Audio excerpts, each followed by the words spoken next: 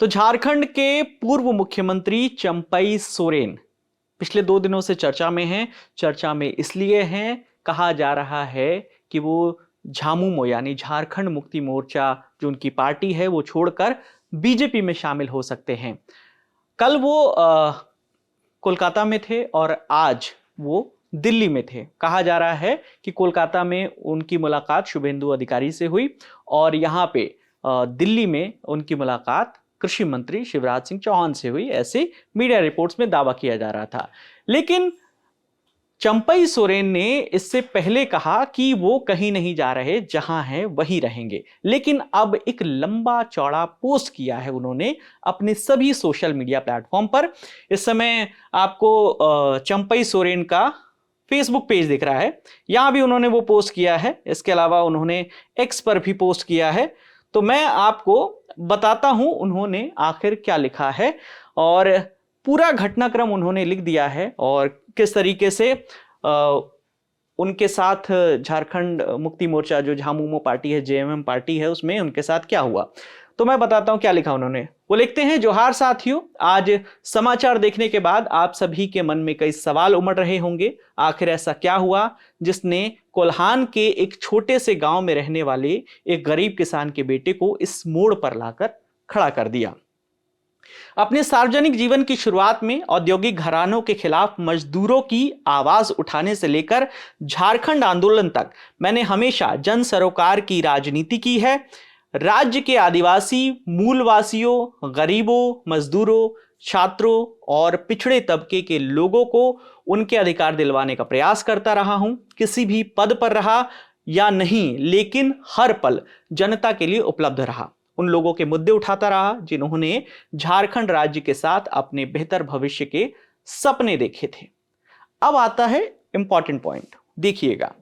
इस बीच 31 जनवरी को एक अभूतपूर्व घटनाक्रम के बाद इंडिया गठबंधन ने मुझे झारखंड के 12वें मुख्यमंत्री के तौर पर राज्य की सेवा करने के लिए चुना। अपने कार्यकाल के पहले दिन से लेकर आखिरी दिन 3 जुलाई, जिस दिन उन्होंने इस्तीफा दिया था, तब तक मैंने पूरी निष्ठा और समर्पण के साथ राज्य के प्रति अपने कर्तव्यों का निर्वहन किया। इस दौरान हमने जनहित के कई फैसले लिए और हमेशा की तरह हर किसी के लिए हमेशा उपलब्ध रहा। बड़े बुजुर्गों, महिलाओं, युवाओं, छात्रों और समाज के हर तबके और राज्य के हर व्यक्ति को ध्यान में रखते हुए हमने जो निर्णय लिए उसका मूल्यांकन राज्य की जनता करेगी।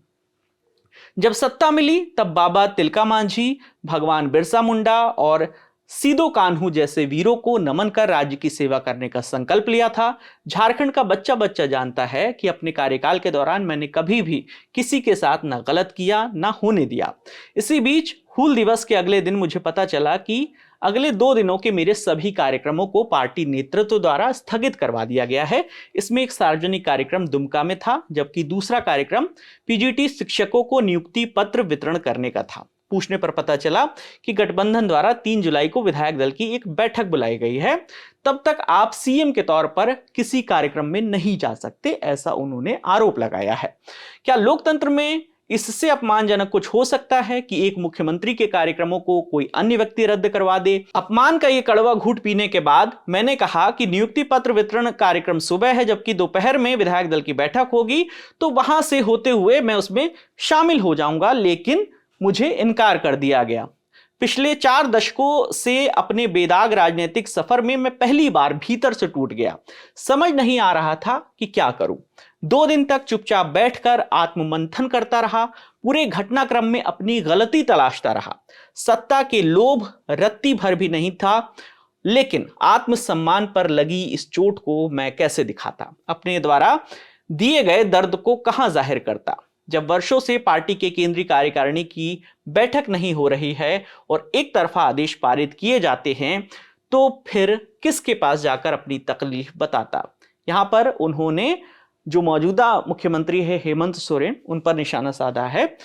इस पार्टी में मेरी गिनती वरिष्ठ सदस्यों में होती है, बाकी लोग जूनियर हैं और मुझसे सीनियर सुप्रीमो जो हैं वो अब स्वास्थ्य की वजह से राजनीति में सक्रिय नहीं है। फिर मेरे पास क्या विकल्प था? अगर वो सक्रिय होते तो शायद अलग हालात होते। यहां बात शिबू सोरेन की जा रही है।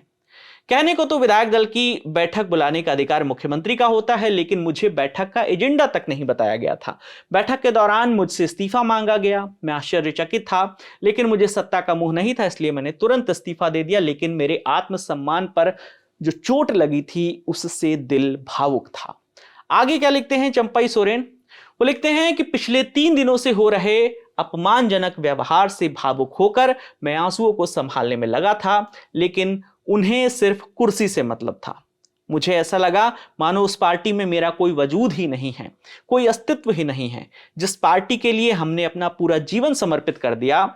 इस बीच कई ऐसी अपमानजनक घटनाएं हुई जिनका जिक्र फिलहाल नहीं करना चाहता।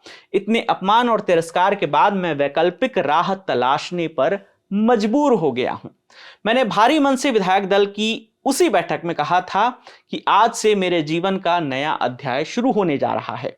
इसमें मेरे पास 3 विकल्प थे। पहला, राजनीति से संन्यास लेना, दूसरा, अपना अलग संगठन खड़ा करना, और तीसरा, इस राह में अगर कोई साथी मिले तो उसके साथ आगे का सफर तय करना। तो चंपई सोरेन ने जिन 3 विकल्पों की बात की थी, उसमें पहला राजनीति से संन्यास लेना, तो उनके इस पोस्ट से कहीं भी जाहिर नहीं हो रहा कि वो राजनीति से संन्यास लेने वाले हैं। दूसरा पॉइंट उन्होंने कहा कि अपना एक अलग संगठन खड़ा करना, और जिस तरीके से उनकी मुलाकात की खबरें आ रही हैं भारतीय जनता पार्टी की ओर से, तो दूसरी संभावना भी यहां पर खत्म हो जाती है। बची तीसरी संभावना कि अगर इस राह में कोई साथी मिले तो उसके साथ आगे का सफर तय करना। तो जो कयास लगाए जा रहे थे कि चंपई सोरेन बीजेपी में शामिल होंगे, तो वो बातें कहीं ना कहीं सच साबित होती हैं। क्योंकि वर्ड लिमिट थी सोशल मीडिया प्लेटफॉर्म एक्स की, तो एक दूसरे ट्वीट में उन्होंने एक और बात कही है। वो क्या लिखा? उन्होंने कहा एक और बात, ये मेरा निजी संघर्ष है, इसलिए इसमें पार्टी के किसी सदस्य को शामिल करने या संगठन को किसी प्रकार की क्षति पहुंचाने का मेरा कोई इरादा नहीं है। जिस पार्टी को हमने अपने खून पसीने से सींचा है, उसका नुकसान करने के बारे में तो मैं कभी सोच भी नहीं सकता, लेकिन हालात ऐसे बना दिए गए कि, और उन्होंने इसी पॉइंट पर अपना ट्वीट खत्म कर दिया है। क्योंकि ये बात इसलिए भी आ रही थी, कहा जा रहा था कि इनके साथ 4 से 6 विधायक जो हैं वो भी पाला बदल सकते हैं, वो भी बीजेपी में शामिल हो सकते हैं। और आज ही एक विधायक ने अपना शपथ पत्र दिया और उन्होंने कहा कि मैं झारखंड मुक्ति मोर्चा यानी जेएमएम छोड़कर कहीं नहीं जाऊंगा। और यहां पे उन्होंने हिंट किया कि मैं किसी भी सदस्य को, मतलब पार्टी के जो अन्य विधायक हैं उनके बारे में उन्होंने कहा कि मैं किसी को भी अपने साथ नहीं ले जा रहा हूं, ये मेरा खुद का निर्णय है। तो जो कयास लगाए जा रहे थे कहीं ना कहीं कि चंपई सोरेन बीजेपी में शामिल हो सकते हैं, वो उनके ट्वीट के बाद से और भी पुख्ता उस ओर कदम जो उठाने जा रहे हैं चंपई सोरेन, वो पुख्ता जानकारी इनके ट्वीट से कहीं ना कहीं हमें हिंट जरूर मिल जाता है। अब आपको हम चंपई सोरेन की वो बाइट सुनवाते हैं जो आज दोपहर 1 बजे दिल्ली पहुंचने के बाद मीडिया से बातचीत में उन्होंने कहा था कि मैं कहीं नहीं जाने वाला, यहीं रहूंगा। सुनिए चंपई सोरेन की ये बाइट। थे शुभेंदु जी से मुलाकात हुई आपकी? ये नहीं, हमें भी किसी से मुलाकात नहीं हुआ। कलकत्ता आप किस लिए गए थे? चलिए दिल्ली तो आप निजी काम से आ गए, कलकत्ता किस लिए गए थे? कलकत्ता से तो यहाँ आया हम। हाँ, वहाँ क्यों गए थे आप? बताया वहाँ भी आप लोग देखिए, हमें भी अपना काम में आया है, निजी काम में आया है, बाद में हम बताएंगे। चलिए, अच्छी रहता है उससे देखने के लिए आया है, इसीलिए अपना निजी काम है, दिल्ली आना जाना होते रहता है। आज भी हम आए हैं, अभी हम जहाँ पर है वहीं पर है जी जी, है ना?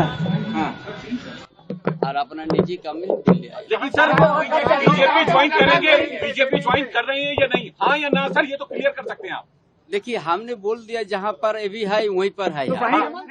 तो झारखंड में जो अब राजनीतिक हलचल हुई है, चंपई सोरेन के जो बीजेपी में जाने के कयास लगाए जा रहे हैं, इस पूरे मामले पर आगे जो भी अपडेट आएगा, ललन टॉप की नजर उस पर बनी हुई है। हम आप तक यूं ही जानकारी पहुंचाते रहेंगे।